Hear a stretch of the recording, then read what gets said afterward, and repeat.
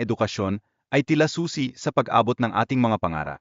Sa bawat libro at alin na ating pinagdaraanan, nagiging handa tayo sa mga oportunidad na darating sa ating mga pinapangarap na trabaho. Ngunit, sa ating paglalakbay, isa pang mahalagang aral ang sumisikat. Ang tunay na yaman ay hindi lamang nasusukat sa salapi. Ang kakayahan nating makatulong sa kapwa ay tunay na tanda ng tagumpay, na nagdadala ng kasiyahan hindi lamang sa atin kundi sa iba. Dito, nagiging mahalaga ang simpleng pamumuhay. Sa halip na masyadong magpakaabala sa mga materyal na bagay, dapat tayong tumuon sa mga bagay na nagbibigay ng tunay na kaligayahan. Mga simpleng bagay na nagdadala ng kapayapaan at kaligayahan sa ating mga puso. Sa ating paglalakad, isa pang responsibilidad ang humuhamon sa atin, ang pag-alaga sa kalikasan. Isang halimbawa nito ay ang paglilinis ng mga ilog, na hindi lamang nakikinabang ang kalikasan, kundi pati na rin ang ating mga komunidad, nagdadala ng mas malinis na kapaligiran at mas magandang kinabukasan.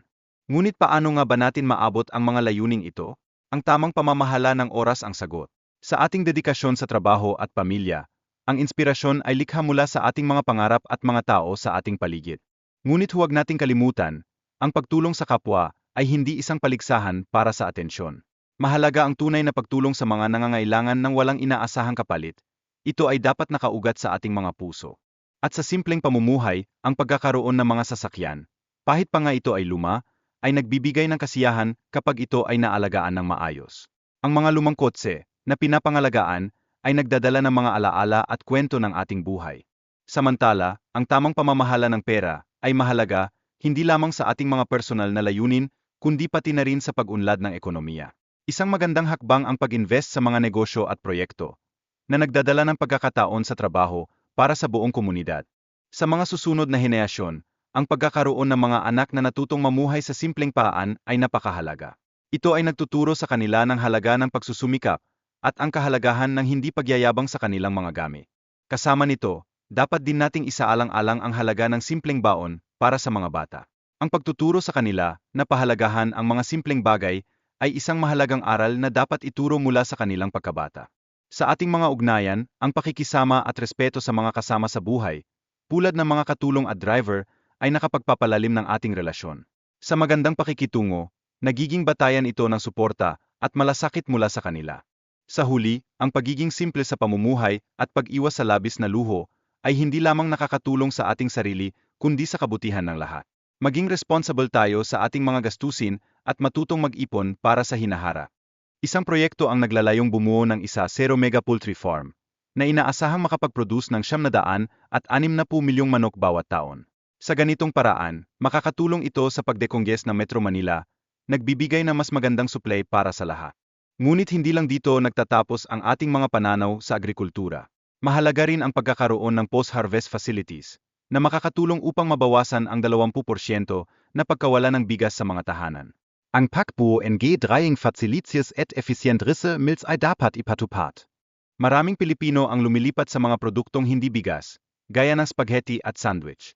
Ang pagtaas ng fast food consumption ay nagdudulot ng pagbabago sa ating dietary habits, at ito ay isang senyales ng pagbabago sa ating kultura. Sa aspeto ng libangan, ang mga basketball team tulad ng San Miguel ay nagsisilbing pangunahing masyahan para sa maraming Pilipino, kaya't hindi ito madaling itigil. Ang mga laro ay nagiging daan para sa pagsasama-sama at kasiyahan sa ating komunidad. Ang mga malaking kaganapan sa basketball, partikular ang mga laban ng Ginebra, ay umaakit ng napakaraming tagahanga. Ang dami ng tao sa mga laban ay isang simbolo ng pagmamahal at suporta ng komunidad sa kanilang mga paboritong koponan. Sa likod ng mga kaganapang ito, maraming pinagkukunan ng pondo sa basketball. Subalit, may mga oportunidad din na gamitin ang mga ito sa mas makabuluhang proyekto tulad ng feeding centers. Ang ganitong proyekto ay nakatuon sa mas malawak na kabutihan ng komunidad. Ila ang pagtaas ng kapasidad ng dredging mula 300 cubic meters hanggang 5,000 cubic meters bawat araw ay nagpapakita ng epektibong pamamahala. Mahalaga ang tamang kagamitan at diskarte sa prosesong ito upang makamit ang mga layunin sa paglilinis ng ating mga ilog.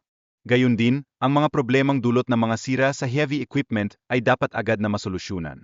Sa pamamagitan ng maayos na investigasyon, maiwasan natin ang kaparehong sitwasyon sa hinaharap at mas mapapabilis ang ating operasyon. Ang matagumpay na paglilinis ng Tulyahan River ay nagbigay daan sa mas magandang daloy ng tubig. At sa pamamagitan ng mga hakbang na ito, nag-aambag tayo sa pag-unlad ng mga komunidad sa paligid nito, isang pagkilos na tunay na kapuri-puri. Kasama ng mga modernong kagamitan na ginagamit sa proyekto, ang mas mabilis na pagsubok at paglilinis ng mga bara sa mga ilog ay nagiging posible. Ito ay ginagamit upang mapadali ang monitoring ng sitwasyon, na nagbibigay daan sa mga hakbang upang mas mapabuti ang ating mga ilog. Habang tayo ay umausad, may mga inaasahang pagbabago sa mga isda sa Pasig River kapag naayos ang kalinisan ng tubig. Ito ay isang positibong senyales ng epekto ng proyekto sa ekosistema.